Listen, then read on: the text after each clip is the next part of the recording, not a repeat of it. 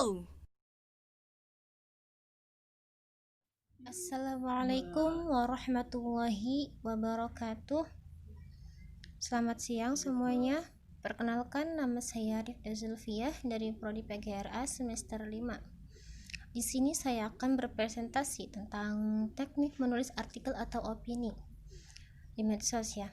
Mata kuliah Teknik Penulisan KL dengan dosen pengampu Bapak Noval Maliki. Bismillah. Di sini saya akan membahas tentang teknik penulisan artikel. Dalam suatu penulisan, kita memerlukan teknik ya. Memerlukan teknik atau langkah-langkah dalam menulis suatu, baik itu novel, artikel, dan lain sebagainya. Teknik penulisan artikel itu ada beberapa langkah. Yang pertama itu menulis judul atau topik. Usaha mencari topik dan ide tulisan bisa dilakukan dengan cara membaca, mendengarkan, melihat, mengalami sendiri kejadian tersebut, berdialog atau rekreasi. Bisa juga dengan cara berpikir, merenung dan berkontemplasi sendiri. Kedua, perluas dan perdalamlah perspektif tentang topik yang akan ditulis tersebut dengan cara membaca, berefleksi atau berpikir atau merenung ya, bertanya, berdialog, mendengarkan berita dan lain sebagainya. Ketiga itu buatlah semacam sketsa. Jadi kita ketika ingin menulis sebuah tulisan, maka kita itu sebisa atau salah satunya itu tekniknya itu dengan cara membuat sketsa atau gambaran ya dari poin-poin bahasan yang akan kita bahas itu, apa yang akan kita uraikan dalam tulisan berkaitan dengan topik yang telah dipilih. Yang keempat, dengan melihat sketsa poin-poin bahasa yang telah dipilih, maka mulailah menulis secara cermat, tekun, dan teliti. Yang kelima, buatlah judul tulisan artikel yang singkat, padat, menarik, dan memikat. Jangan terlalu panjang, nanti itu akan membuat orang membacanya juga bosan. Jadi yang singkat itu yang singkat, yang padat, yang terlebih lagi yang menarik untuk dibaca. Yang kedua itu membangun masalah. Dalam suatu karya tulis atau ketika kita ingin menulis suatu artikel ataupun novel ataupun cerpen dan lain sebagainya, kita itu harus membangun masalah dalam tulisan tersebut. Apa tuh masalah dalam tulisan tersebut, seperti apa? Kita harus mengetahuinya. Jika diperhatikan dari jenis artikel, kelihatan bahwa artikel memiliki bermacam jenis seperti artikel pendidikan, agama, politik, sosial, ekonomi, kebudayaan, filsafat, atau psikologi dan lain sebagainya. Dari sekian jenis ini, tergantung minat peneliti dan tingkat kefahaman seorang penulis artikel tersebut ya, terhadap objek yang akan ditulis. Alangkah baiknya kalau seorang penulis bukan disiplin ilmunya dan bukan pula bidangnya, pilihan menulis semacam ini selain akan merusak citra penulis sendiri, juga akan membuat penulis menjadi kering dan tidak memiliki roh atau kekuatan sesuai dengan ranahnya. Maksudnya di sini itu tidak sesuai dengan ranahnya itu ketika kita ingin menulis suatu artikel, maka tulisan itu harus sesuai dengan ranah kita. Kita itu lebih menguasai tentang bidang keagamaan atau sosial ataupun ekonomi, maka kita tulislah artikel tersebut yang tentang ekonomi, kebudayaan ataupun keagamaan yang sesuai dengan kebisaan kita. Jadi ketika kita ingin menulis sebuah artikel ataupun ya karya tulis selain artikel juga tentang keilmuan gitu, maka kita harus sesuai dengan ranah kita. Ketika kita ingin menulis artikel tentang politik tapi kita tidak tahu tentang politik, nah kan nantinya akan bercampur aduk kemana-mana, akan malah sulit dipaham dan lain sebagainya. Maka sesuai dengan ranah kita. Ketika kita ataupun kita memperdalam terlebih dahulu, kita ingin membuat artikel tentang politik, kita perdalam dulu politik tersebut. Kita ingin membuat artikel tentang sosial, nah kita perdalam dulu sosialnya. Untuk dapat menulis artikel dengan baik, mulailah dari membangun masalah dari topik-topik tertentu. Penulis artikel harus menguasai topik yang akan dipilih. Nah, itu kan harus menguasai topik yang akan dipilih yang tadi saya jelaskan. Kemudian selanjutnya, dia dapat membangun masalah dari topik yang dibangun. Untuk membangun masalah artikel yang ada kaitannya dengan masalah keagamaan, maka penulis harus menguasai wacana keagamaan. Nah, itu sudah saya jelaskan dari tadi ya. Ketika kita ingin menulis sebuah artikel tentang keagamaan, politik, maka kita harus menguasai tentang keagamaan. Kita ingin menulis sebuah artikel tentang politik, maka kita harus menguasai tentang politikan. Jangan ketika kita ingin menulis sebuah artikel tentang kepolitikan atau keagamaan, tapi kita tidak menguasainya, nanti itu akan menimbulkan banyak pro ataupun banyak pertanyaan-pertanyaan sebab kita tidak menguasainya. Kita ingin menulis sebuah artikel tentang keagamaan tapi kita tidak menguasainya, maka di situ banyak pertanyaan karena banyak kesalahannya di dalamnya.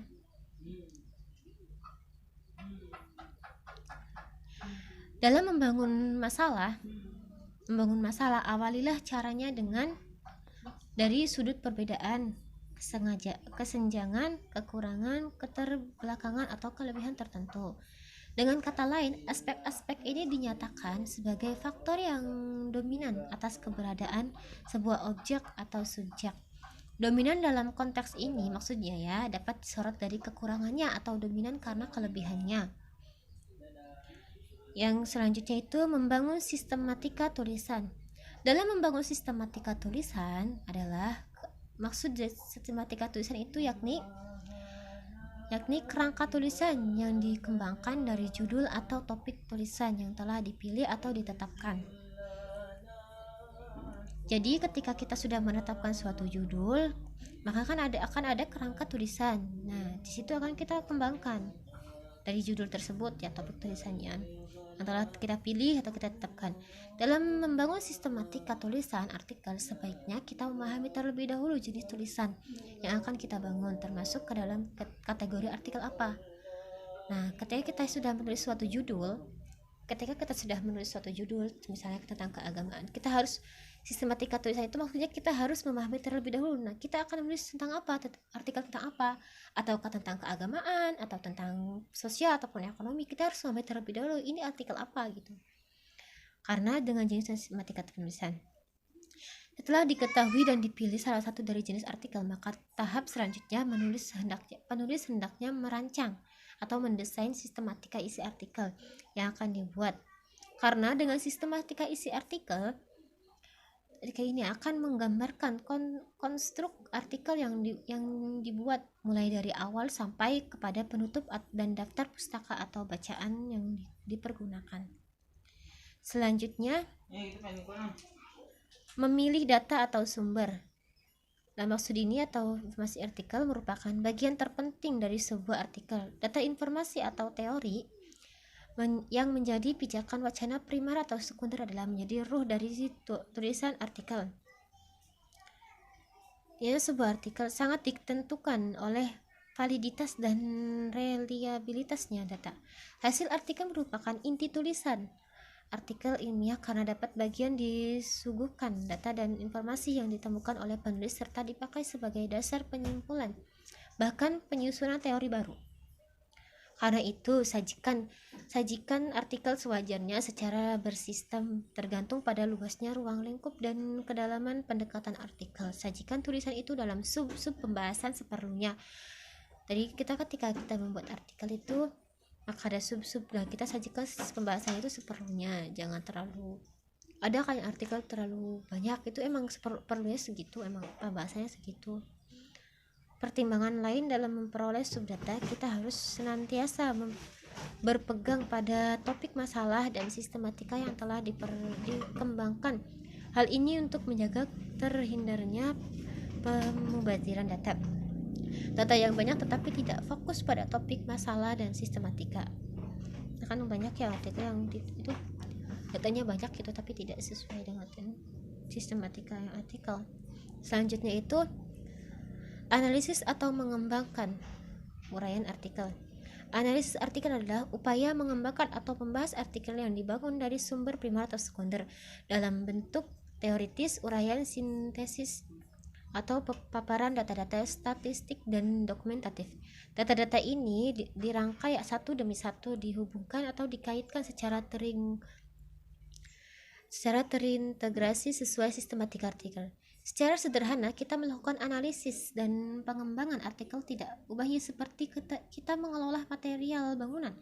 Kita unggulkan sejumlah material yang dibutuhkan, kemudian lakukan pengadukan bahan dan sebagainya.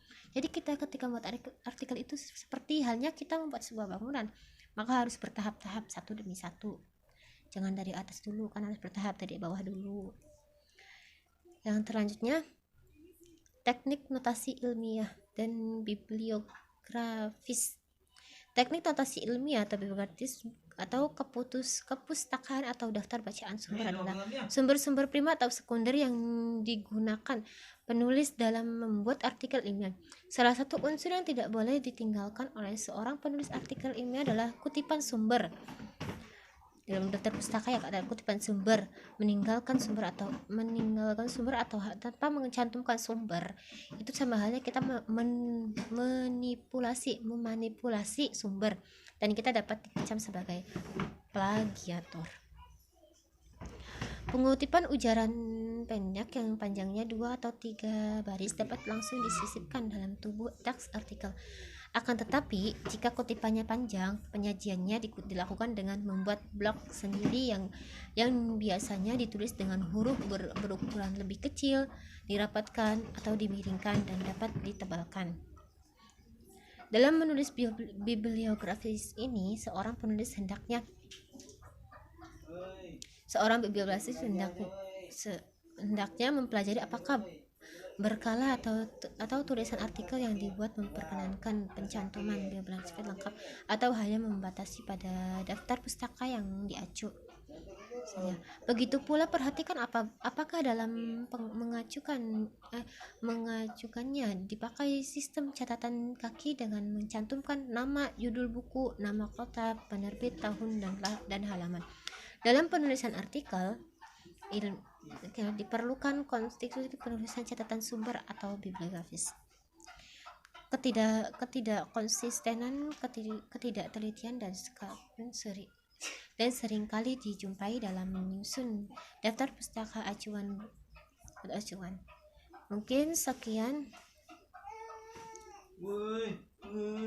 Mungkin sekian pembahasan yang saya dapat sampaikan. Selanjutnya akan dibahas oleh rekan saya Siska Selvi Ani tentang teknik menulis opini.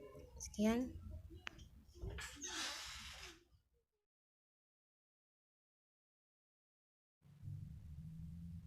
Assalamualaikum warahmatullahi wabarakatuh. Perkenalkan, nama saya Siska Selviani dari Prodi Yahud semester 5. Akan sedikit membahas tentang cara penulisan opini.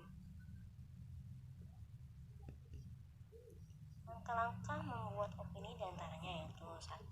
Menentukan betul agar kita dimudahkan untuk membuat opini tersebut, dan yang kedua itu kita melakukan pembukaan. Yang ketiga itu isi dari opini tersebut, dan yang keempatnya adalah penutup. Selanjutnya yaitu adalah menentukan ruang lingkup pembahasan, dan yang kedua adalah ruang lingkup yang sempit, karena opini adalah tulisan pendek yang simple. Contohnya itu seperti cerpen ya, kayak gitulah. Cukup sekian dan terima kasih. Mohon maaf atas segala kekurangannya. Wassalamualaikum.